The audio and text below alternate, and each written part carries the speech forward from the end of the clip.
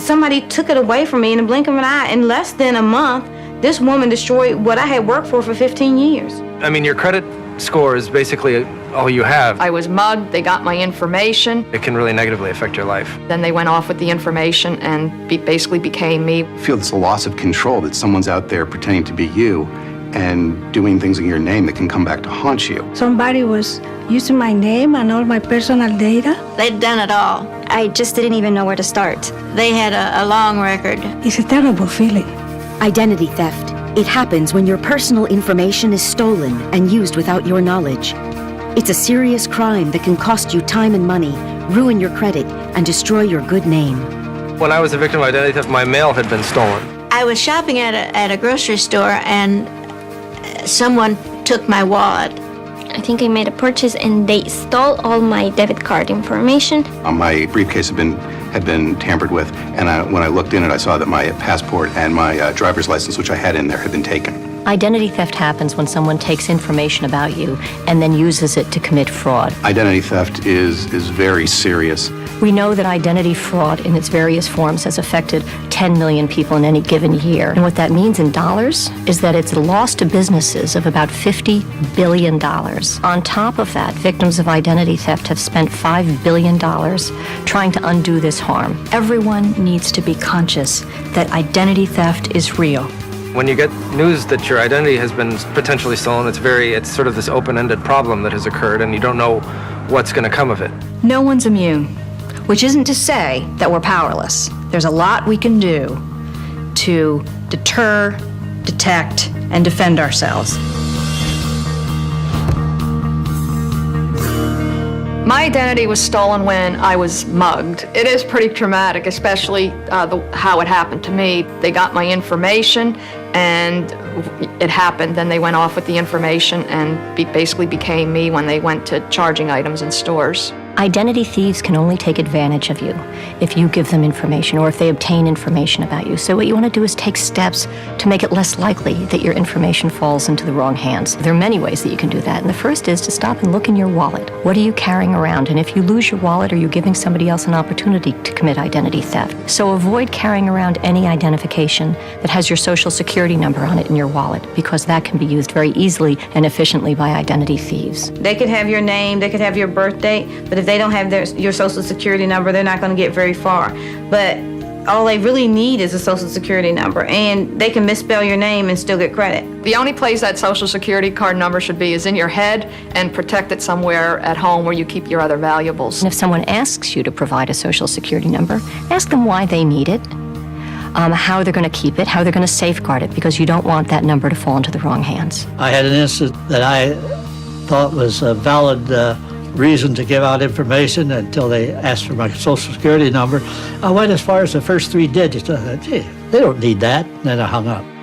This is a crime. You have to think when you're at home, protect your identity. Don't leave around your personal documents, your date of birth. Somebody could come into your home and have immediate access to that information. You also have to be careful about your trash. Now, a lot of people routinely receive things in the mail, maybe bank statements, credit card statements, or health insurance forms, and if they don't need them, they just throw them away in the trash. They shouldn't do that. Everyone should invest in a shredder. So before they dispose of these critical documents, you shred them. Identity thieves, don't worry about getting their hands dirty. They will go through your trash to retrieve these documents. They go where the information is. They'll steal your mail, they will steal your trash, they'll steal your wallet, and that's how they get information about you. Deter identity theft. Protect your social security number. Shred financial documents and paperwork with any personal information before you throw them out. Never give out personal information on the phone or internet unless you know who you are dealing with.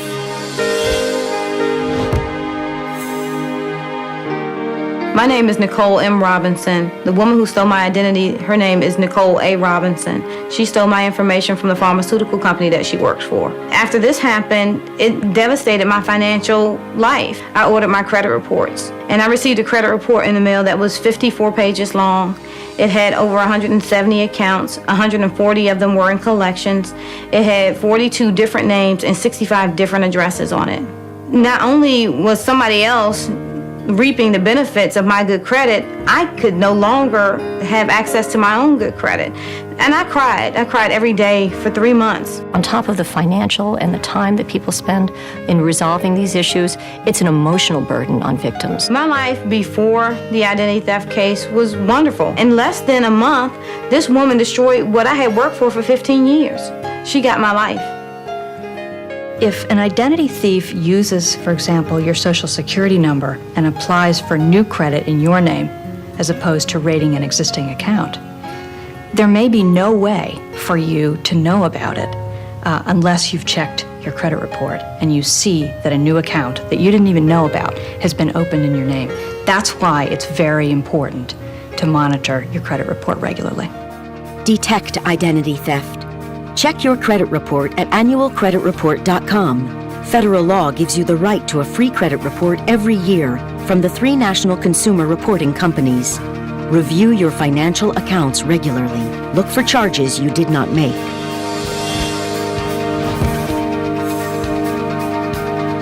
When someone realizes that they're a victim of identity theft, it's like getting a kick in the gut. You feel paralyzed for a moment, but it's really essential for victims to move quickly and deliberately in starting to resolve the problems that arise from identity theft. I did what everybody knows to do, and that's call your credit card companies and cancel your credit cards. However, that's not enough. There was one major bit of information I did not have, and that was to call the 3 major credit bureaus. And I did not do that, and what happened was this person then went back. She was able to reopen the credit cards that I canceled. She was also able to open new credit cards in my name. If you find you've become a victim of identity theft, the first thing you need to do is contact one of the 3 major credit reporting agencies and have them put a fraud alert on your file. You got to take it seriously. You even suspect it, you got to put fraud alerts on. You got to take the steps to protect yourself, and you got to inform yourself about what to do so that when it does happen to you, you can do it quickly because time is critical. You next want to contact each of the creditors or other institutions where your information has been misused. Then you follow up in writing and dispute these accounts and get a letter from them resolving these disputed fraudulent accounts. The FTC has an affidavit, which in my case I used, to write out your explanation of what happened that you can then use to submit to creditors trying to collect on fraudulent accounts. When you're trying to tell them, look, my identity was stolen, it helps prove it to them. You next want to contact your local police department, report the crime, and get a copy of the police report. You should contact the police immediately because otherwise you have no proof that there was a crime. It's very important that you report it to the police because there are certain agencies that you need or we recommend that you contact, and they're probably going to refer you back to the police department to see if you have a police report or not. And finally, you need to contact the Federal Trade Commission online at ftc.gov/ID theft or call us toll-free at 877-ID theft to report this to us. Defend against identity theft. Call the 3 credit reporting companies and place a fraud alert on your credit report. Then ask for the free credit report you're entitled to. Close any accounts that you suspect have been tampered with or opened fraudulently. Start by calling the security or fraud department of each company. Follow up in writing and include copies of supporting documents. File a police report. Contact the FTC. Your information also helps law enforcement officials across the country to track down and stop ID thieves. Let's treat our personal information as we would our cash. Let's safeguard it, whether we're at home, whether it's in our purse or our wallet, or at our office. Your personal information is cash, and in the wrong hands, it can destroy your life. The FTC plays a central role in helping victims avoid and recover from identity theft. So we have developed substantial consumer education material that's available on our website at ftc.gov/ID theft. Identity theft is serious, but even if your identity has been stolen and there has been, fraudulent accounts open in your name, you can defend yourself and get those resolved in your favor. There are times when you just do not want to finish and you just want to say, forget it, I can't do this anymore. But you have to find that way inside of you to just keep going because this is something that if you don't clear, it definitely affects the rest of your life. What I want is for us to create a culture of security for our personal information so that this crime in the future will be diminished greatly.